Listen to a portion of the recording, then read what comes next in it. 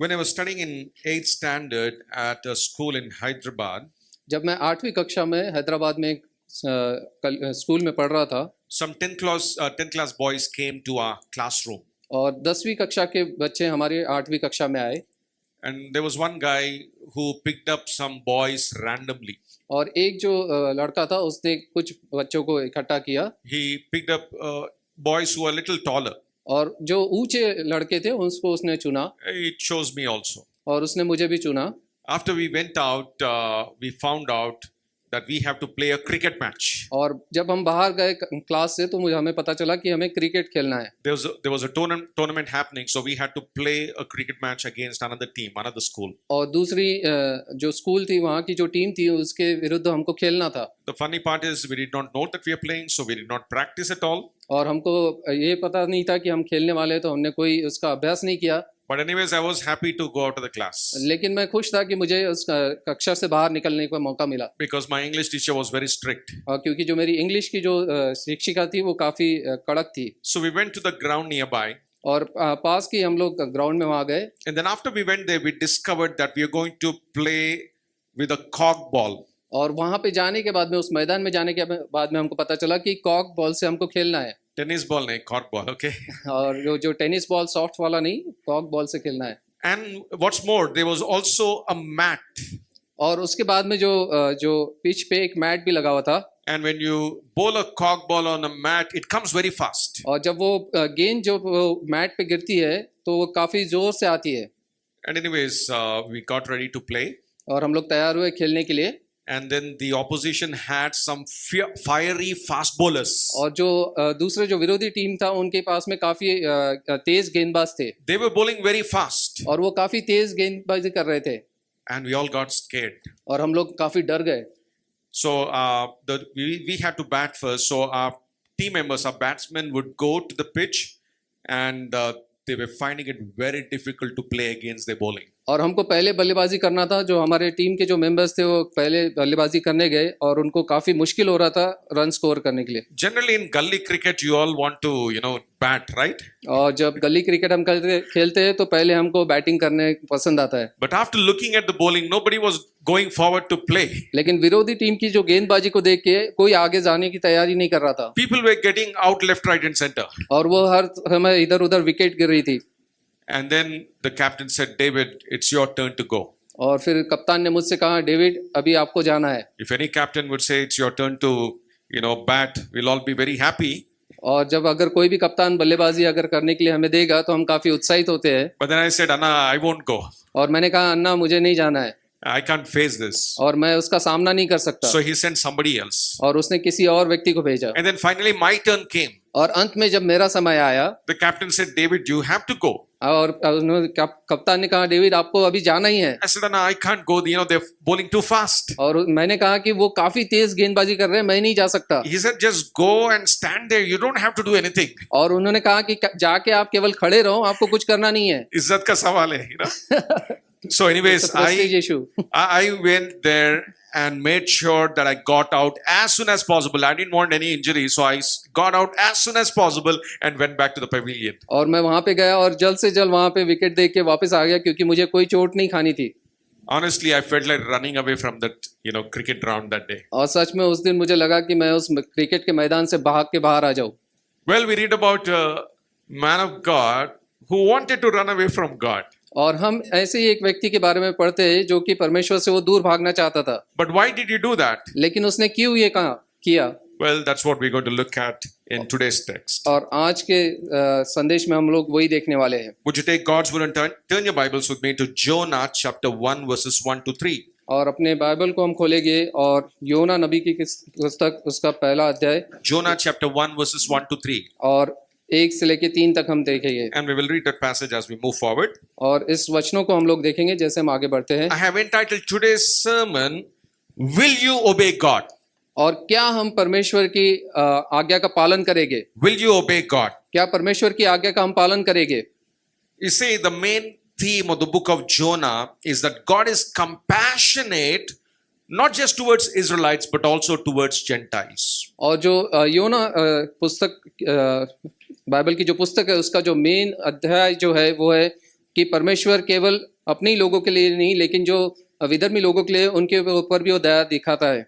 In this story, Nineveh is the enemy of Israel and it represents the Gentiles. और यहाँ पे निनवे जो शहर है वो जो परमेश्वर के लोग हैं उनके विरोध में है और वो विधर्मी लोगों को दिखाता है। And the disobedient Jonah represents Israel. और जो आज्ञा न पालन करने वाला जो योना था वो इस्राएलियों को बताता है। So the Israelites thought that they were special because they made a covenant with God, or God made a covenant with them. और इस्राएली लोग अपने आप को विशेष ऐसे जानते थे क्योंकि परमेश्वर ने उनके साथ में एक वाचा बांधी थी। Like Jonah, Israel was reluctant to have the same compassion towards the Gentiles. और जैसे योना के समान इस्राएली लोग भी जो दूसरे जो जाति के लोग थे उनके साथ में वो दया दृष्टि नहीं दिखाते। And not only that, Jonah represents all of us believers. और जो योना है वो हम सभी विश्वासियों को भी दर्शाता है। So when we read the story of Jonah, we shouldn't just be criticizing Jonah. और जब हम योना की पुस्तक को पढ़ते हैं तो हम केवल उसका तिरस्कार न करें, Because there is a Jonah in all of us. क्योंकि हमारे जीवन में भी एक योना है। There have been times where we ran away from God. और ऐसा समय है कि कई बार हम परमेश्वर से दूर भाग जाते हैं So we reflect Jonah in some ways. और कई बार हम योना का प्रतिरूप हम देखते हैं। In today's passage, we see that God commands Jonah to call out against Nineveh, but Jonah disobeys God and flees to Tarshish. और आज के इस अध्याय में हम देखेंगे कि परमेश्वर ने योना से कहा कि तू निनवे को जाके उनको प्रचार कर, लेकिन वो वहां से भाग के तर्शीश में चला जाता है। So we're going to look at two lessons from Jonah chapter 1 verses 1 to 3. और इसमें से दो शिक्षा हम लोग लेंगे, एक अध्याय 1 से 3 तक। The first lesson is God still commands us to do His work. और पहला यह है कि परमेश्वर अभी भी हमें आज्ञा दे रहा है कि हम उसके कार्य को पूरा करें। God still commands us to do His work. और परमेश्वर हमें आज्ञा दे रहा है कि हम उसके कार्य को पूरा करें। And you know what, church? When God commands us, His commands have authority. और जब भी परमेश्वर किसी आज्ञा को देता है उसके ऊपर में वो अधिकार के साथ वो देता है। It's there on the next slide. God's commands have authority. और जो परमेश्वर की आज्ञा है वो अधिकार के साथ में आती है।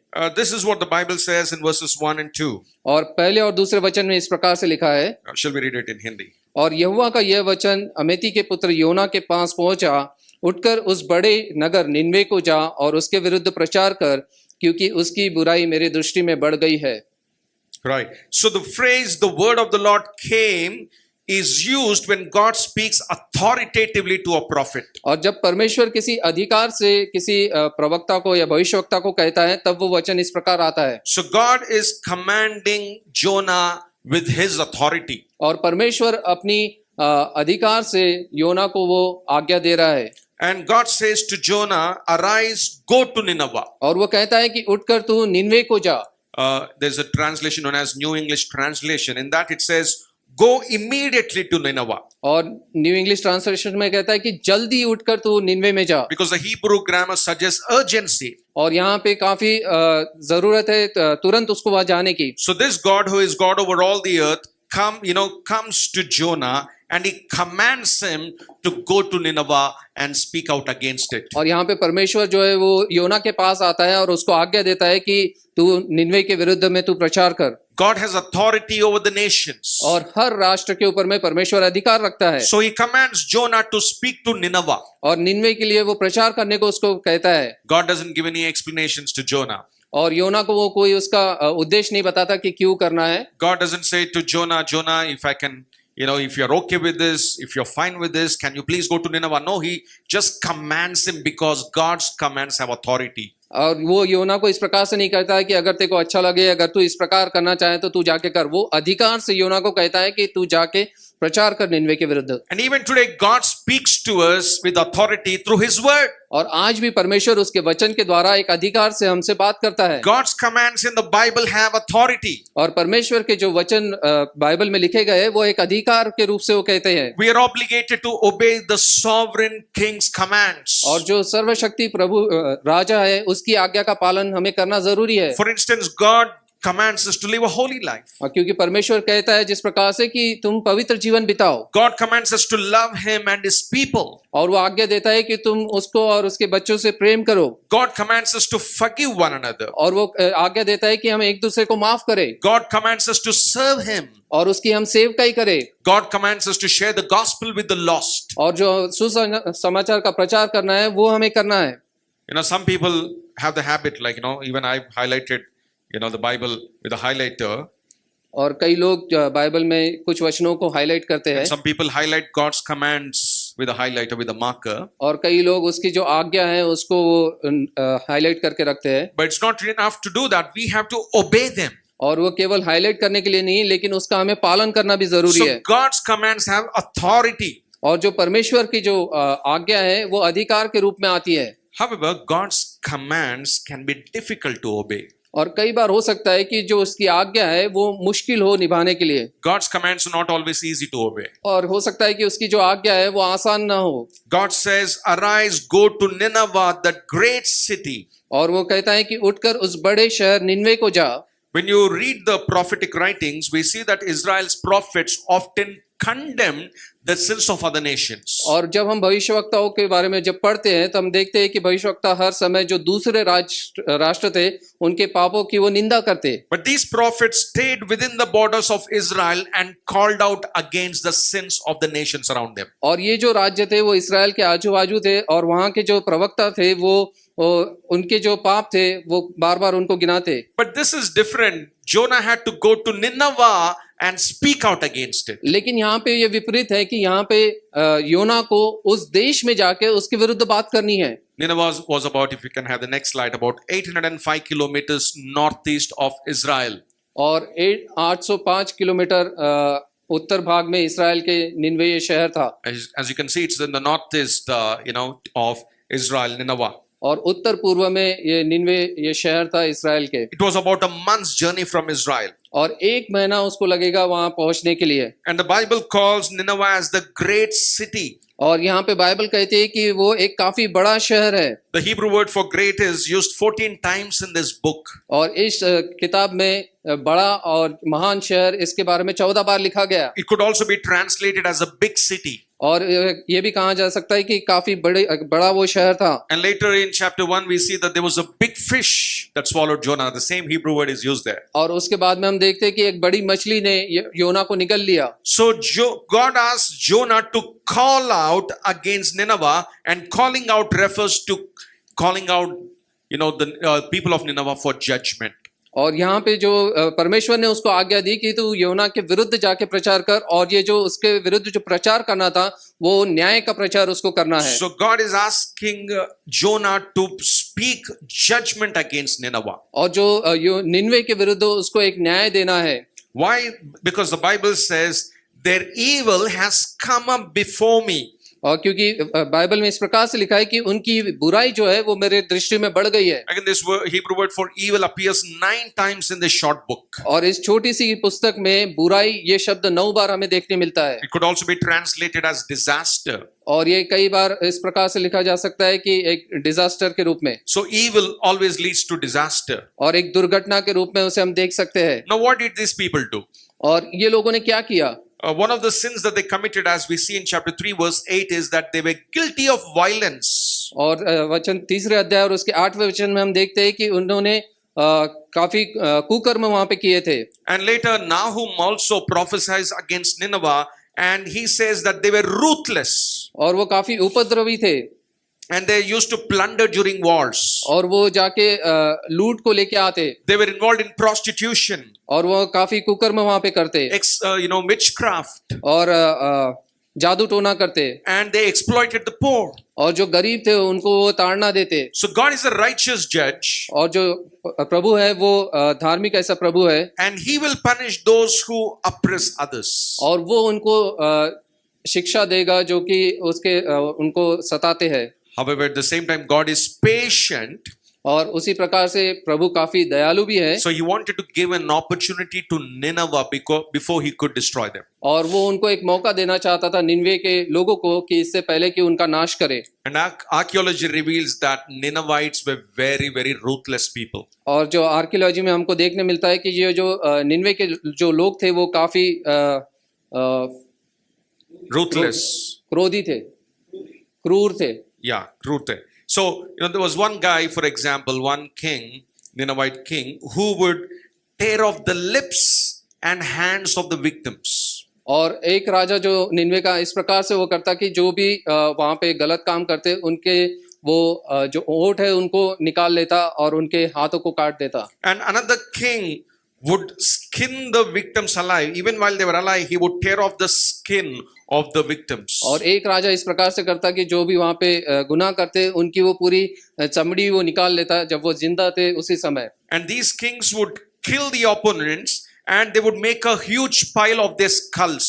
और वो अपने विरोधियों को इससे सब जब लड़ते तो उनको मार के उनकी जितनी भी मुंडी है उसका एक काफी बड़ा एक टीला बनाते। No wonder Jonah was scared to go there. और इसी वजह से योना जो था काफी घबराया हुआ था कि वो निनवे नहीं जाना चाहता। You know, we sit here and judge Jonah pretty easily. और यहाँ पे हम बैठ के जोना को उसका न्याय हम करते कि वो कैसा था। God gave a difficult task to Jonah. एक मुश्किल कार्य प्रभु ने योना को दिया। It's like asking a preacher in India to go to Islamabad and speak against it. और ऐसा है कि जब भारत में कोई प्रचारक है उसको इस्लामाबाद में जाके उसके विरुद्ध प्रचार करने के लिए बोला गया। Well, if you try doing that, you'll surely be beheaded. और अगर आप इस प्रकार से करेंगे तो आपका गर्दन काट दी जाएगी। Or even for that matter, a preacher from Pakistan coming to New Delhi and preaching against it. और अगर पाकिस्तान से कोई प्रचारक आके न्यू दिल्ली में आके वो प्रचार करे तो उसका भी वही हाल होगा। So God gave a tough task to Jonah. और एक मुश्किल कार्य प्रभु ने योना को दिया था। And note here that evil is personified. The Bible says, "For the evil has come up before me."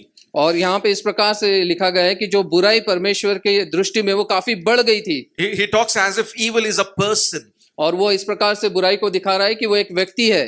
The same phrase, evil has come up before me, is used of Sodom and Gomorrah as well. और सदोम और उत्पत्ति में हम देखते हैं कि सदोम और Gomorrah के विषय में जो उनका जो कुकर्म था या उनकी बुराई भी इस प्रकार बढ़ गई थी। So Nineveh was like another Sodom and Gomorrah. जो निनवे शहर था वो दूसरा सदोम और गमोरा के समान था। And God was fully aware of the sin of Nineveh. और परमेश्वर को पता था कि उनकी जो बुराई है उसके बारे में। God tells Jonah to go and speak against Nineveh. और परमेश्वर योना को कहता है कि तू निनवे के विरुद्ध जाके प्रचार कर। Church, God asks us to do difficult things sometimes. और कलीसिया परमेश्वर हमको हर समय जो मुश्किल के काम करने को कहेगा। For example, God commanded Abraham to leave his homeland and go to a land that he would show. और जैसे परमेश्वर ने अब्राहम को कहा कि तू अपने घर को छोड़ के उस जगह जा जहाँ पे मैं तुझे दिखाऊंगा। You know, you all were so good and gracious to me. You know, you all booked the tickets. Brother Sandeep helped in booking tickets, hotel, everything was given. He even did the web check-in and stuff like that. But Abraham did not have a clue where he was going to go. और जब मैं आया तो मेरा ticket book हुआ, web check in सब चीज कराया गया, लेकिन अब्राहम जब उसके घर से निकला तो उसको पता नहीं था कि कहाँ जाने वाला है। He did not know where to pitch his tent. और उसको पता नहीं था वो अपना तंबू कहाँ लगाएगा। He did not have Google Maps. और उसके पास में कोई गूगल मैप नहीं था। Still he obeyed God and went to the place that God would show. लेकिन उसने परमेश्वर की आज्ञा का पालन किया और जो राज्य परमेश्वर दिखाएगा वहां पे वो गया। God commanded Moses to deliver his people from Egypt. और परमेश्वर ने मूसा को कहा कि तू मेरे लोगों को इस्राएल इजिप्ट से छुड़ा के लेके आ। It was not easy because Egypt was a superpower in those days. और ये आसान नहीं था क्योंकि जो इजिप्ट जो था वो काफी शक्तिशाली ऐसा देश था। Though he gave excuses, eventually he obeyed God.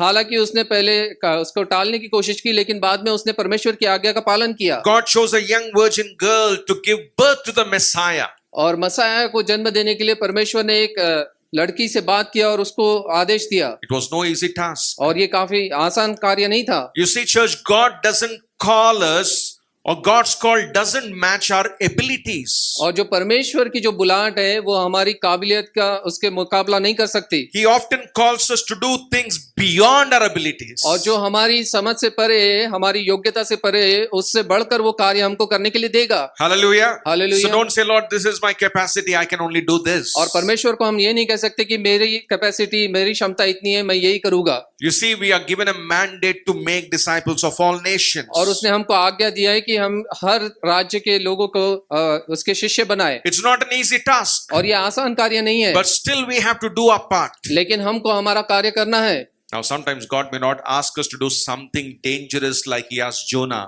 और हो सकता है कि परमेश्वर इस प्रकार से जैसा उसने योना को कहा काफी खतरे का काम वो नहीं करने के लिए कहेगा। But today probably God is calling us to change our character. और हो सकता है कि परमेश्वर आज हमको बोल रहा है कि हम हमारा स्वभाव को बदले, He may be calling you to be more vocal in sharing your faith. और हो सकता है कि वो हमें कह रहा है कि हम हमारे विश्वास को और भी अधिक से लोगों को बता सके, He may be calling you to forgive others. और बाकी लोगों को हमको क्षमा करने के लिए वो कह रहा होगा, He may be calling you to do something for His kingdom. और उसके राज्य के लिए हमें कुछ कार्य करने के लिए वो कह रहा होगा, He may be calling you to a deeper relationship with Him. और उसके साथ में अधिक संबंध को बनाने के लिए वो कह रहा है। We must obey God और even when it's difficult to obey Him. और हमको उसकी आज्ञा का पालन करना है, हो सकता है वो हमारे लिए मुश्किल हो तो भी। So church, God still commands us to do His work. तो कलीसिया परमेश्वर अभी भी हमको वो आज्ञा देता है कि हम उसके कार्य को पूरा करें, His commands for everyone, brothers and sisters, young people and children. और भाइयों और बहनों और छोटे बच्चों और सभी के लिए परमेश्वर की आज्ञा एक सरीखी है। So God still commands us to do His work. और परमेश्वर हर समय हमें आज्ञा देता है कि हम उसके कार्य को करें। The second and the final lesson that we learn from this passage is this.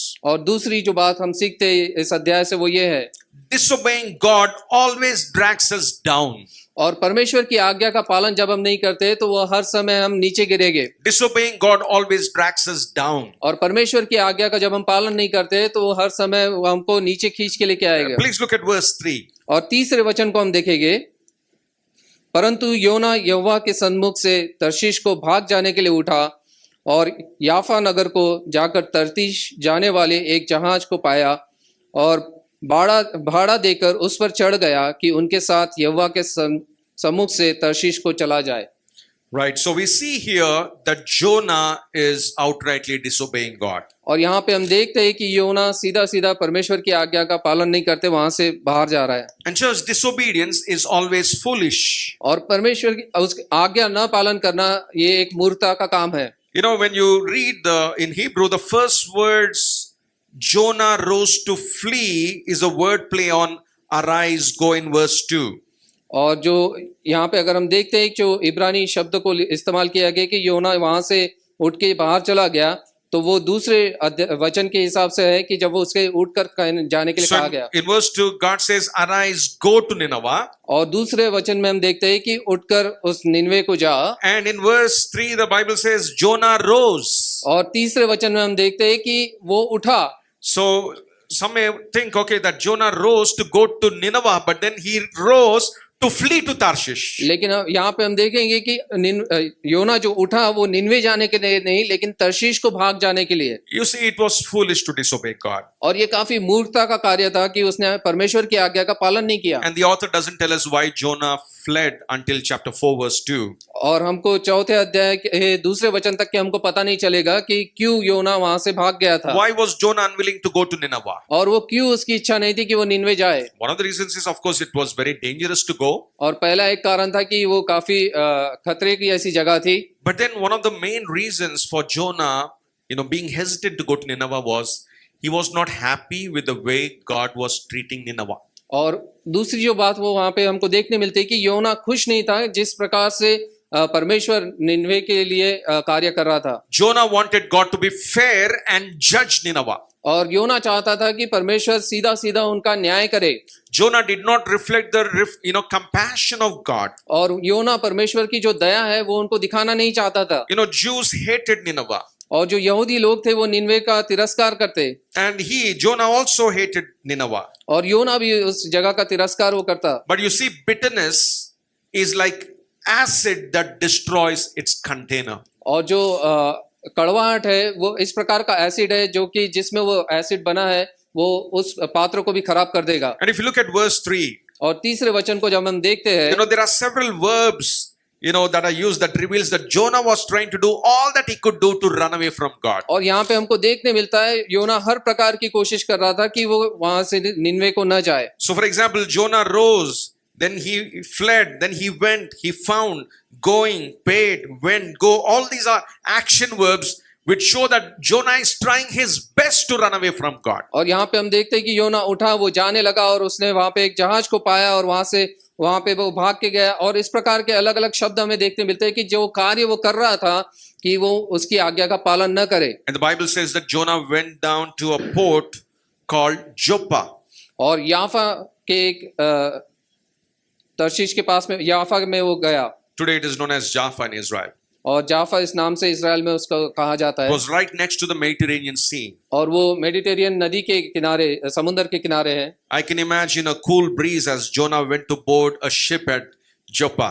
और जब याफा में वो उस जहाज पे चढ़ने लगा तो वहां पे ठंडी हवा चल रही होगी I can also imagine fishermen catching fish. और वहां पे कुछ मछुआरे मछली पकड़ रहे होंगे And interestingly, Jonah did not go to Nineveh, but he started going to Tarshish. और यहाँ पे हम देखते हैं कि वो निनवे को नहीं गया लेकिन वो तर्शीश इस जगह को जाने के लिए निकला If we can have the map again, अगर हम उस नक्शे को देखेंगे Nineveh is to the right, to the northeast, whereas Tarshish is to the west. और जो निनवे है वो उत्तर पूर्व की तरफ है और जो तार्शीश है वो पश्चिम दिशा में है Jonah went exactly in the opposite direction that God told him to go. और योना जो पूरे विरुद्ध दिशा में गया जहाँ परमेश्वर उसे जाने के लिए कह रहा था उसके We don't know exactly where Tarshish is, और हमें तर्शीश ये जगह पता नहीं कहाँ but है in those days it was known as the farthest place in the world. और उस समय में वो संसार का सबसे दूर का भाग वो कहा जाता था It was said that Tarshish, in Isaiah 66 verse 19 for example, it says that Tarshish is a place where people have not heard the name of Yahweh. और तर्शीश एक ऐसी जगह थी यशायाह इसका 66वें अध्याय में हमको देखने मिलता है कि जहाँ पे लोगों ने याहवे का नाम नहीं सुना था In Solomon's time, ships that would go to Tarshish would not return for 3 long years. और जो सोलोमन राजा के समय में जब नाव अगर तर्शीश को जाती तो वहां से वो 3 साल तक के वापस नहीं आती Generally, the Hebrews preferred traveling by land. और जनरली जो यहूदी लोग थे वो पैदल होके चलना या फिर जमीन पे चलना पसंद करते Because that was safer. और ताकि वो काफी सुरक्षित था Sea travel was very dangerous in those days. और उस समय जो समुद्र से जो जाते थे वो काफी खतरनाक यात्रा होती That's why if you read the book of Psalms, when the psalmists talk, different psalmists talk about seas, they talk about it as if it's an enemy, as if it's a monster. और जब भजन का लिखने वाला कहता है तो उस समय जब समुद्र का वो दृश्य जब लेके आता है तो इस प्रकार कहता है कि वो एक दानव के समान है Jonah could have traveled by land to Nineveh, but he says, "No, Lord, I'm going to travel by ship to Tarshish." और योना पैदल होके या फिर जमीन के होके वो तर्शीश को निनवे को जा सकता था लेकिन वो जहाज पे चढ़ के वो तर्शीश को जाने के लिए तैयार हुआ That shows his height of disobedience. और ये दिखाता है कि वो कितना बड़ा वो आज्ञा का पालन नहीं कर रहा था Jonah probably thought that he could run away from God's presence by going to Tarshish. और उसने ये सोचा कि मैं परमेश्वर की उपस्थिति से दूर चला जाऊंगा अगर मैं तर्शीश को पहुंच जाऊं But Jonah was a prophet of God, so he certainly knew Psalm 139. और वो परमेश्वर का भविष्यवक्ता था तो उस जो भजन संहिता 139 पता ही होगा Where can I go from your spirit? और मैं तेरी आत्मा से भागकर मैं कहाँ जाऊं Well, he knows it, और वो ये जानता है but he still wants to, go away from Israel because God's presence is there in a special way in Jerusalem. और यरूशलेम और इस्राएल से वो भाग के दूसरी जो जाना चाहता है क्योंकि परमेश्वर की उपस्थिति वहां पे है Like Adam, Jonah tried to hide from God. और आदम के समान जो योना था वो परमेश्वर से छुपने को चाहता था You see, but if you're disobedient and living in sin, you cannot escape God. और जब आज्ञा का पालन आप नहीं करते और पाप में अपना जीवन बिताते हैं तो आप परमेश्वर की नजर से दूर नहीं जा You सकते can flee from your friends, family, and fellowship of God's people, but you cannot flee God. आप आपके परिवार अपने मित्र और संगति को छोड़ के दूर जा सकते हैं लेकिन आप परमेश्वर से दूर कभी नहीं जा सकते Because he sees everything. क्योंकि वो हर चीज को वो देखता है Actually, in those days, it would take days for a ship to go to Tarshish. और उस समय काफी दिन लगते हैं कि एक जहाज को तर्शीश पहुंचने के लिए Because if you want to go to a distant place, for example, you won't get regular trains or buses or flights, right? So once in a week you will have some, flights or trains to go to a far off place. और अगर किसी दूर के देश में या गांव में आपको जाना है तो आपको हर दिन वहां पे ट्रेन या जहाज या कुछ नहीं मिलेगा लेकिन आपको सप्ताह में एक बार मिलेगा तो उसको आपको लेके जाना है But the Bible says that when Jonah went down to Joppa, he found a ship going to Tarshish. लेकिन यहाँ पे हम देखते हैं कि जब योना उस तर्शीश को जाने के लिए निकला तो उसको एक वहां पे जहाज पाया उसने What a coincidence. और ये कितना संयोग की बात है I wonder whether Jonah was thinking, Lord, probably you changed your mind. I want to go to Tarshish and the ship is ready. So probably the Lord changed his mind. और योना ये सोच रहा है कि परमेश्वर ने अपना मन बदल दिया है कि वो तर्शीश जाना चाहता है और तुरंत वहां पे एक जहाज मौजूद है जिसको पकड़ के वो जा सकता है Well, when you want to disobey God, devil will certainly help you. और जब आप परमेश्वर की आज्ञा का पालन नहीं करना चाहेंगे तो शैतान आपकी सहायता जरूर करेगा। Somebody said that the devil is a travel agent who is happy to provide transportation when you're running away from God. और किसी ने इस प्रकार से कहा कि जो शैतान है वो एक ट्रैवल एजेंट के समान है, जब आप परमेश्वर से दूर जाना चाहते हैं वो तुरंत आपको साधन देगा कि आप उससे दूर कैसे जा सकते हैं। That's why we cannot evaluate God's will based on our circumstances. इसलिए हम परमेश्वर की इच्छा को हमारी परिस्थिति के हिसाब से उसकी तुलना नहीं कर सकते। God's word must be our ultimate standard. और Amen. परमेश्वर का जो वचन है वो हमारा मुख्य उद्देश्य होना चाहिए। You know, for instance, if a married man likes another married woman, and if that married woman happens to like this married man, then it's not coincidence or a God-created desire, but it's a evil desire given by the devil. और अगर एक शादीशुदा व्यक्ति दूसरी शादीशुदा महिला के साथ में वो शादी करना चाहता है और वो महिला भी अगर तैयार है, तो इसका मतलब ये नहीं है कि ये परमेश्वर ने ये जुड़ाई है, लेकिन ये इसका मतलब ये है कि शैतान ने वो इच्छा उन दोनों के मनों में डाली है। Church, if atheists or unbelievers disobey God, that's understandable. But how can we, those of us who profess to love God, disobey Him? और जो एथिस्ट है या जो परमेश्वर के वचन को नहीं जानते, अगर वो उसकी आज्ञा का पालन नहीं करते तो वो ठीक है, लेकिन जो परमेश्वर के वचन को जानता है और वो अगर उसकी आज्ञा का पालन नहीं करेगा तो कैसा होगा? It's always foolish to disobey God. और ये मूर्खता होगा कि हम उसकी आज्ञा का पालन न करें। So we must obey His word. तो हमने उसके वचनों का हम पालन करना जरूरी है। Also, disobedience is always costly. और जो आज्ञा न पालन करना ये काफी महंगा पड़ सकता It's है always costly. और ये काफी महंगा हो सकता है। Jonah paid the fare and went down into the ship, the Bible says. और यहाँ पे हम देखते हैं कि उसने वो पूरा भाड़ा उसका दिया और उस जहाज पर वो चढ़ा। Jonah probably spent a lot of money on the fare because he had to travel for almost a year.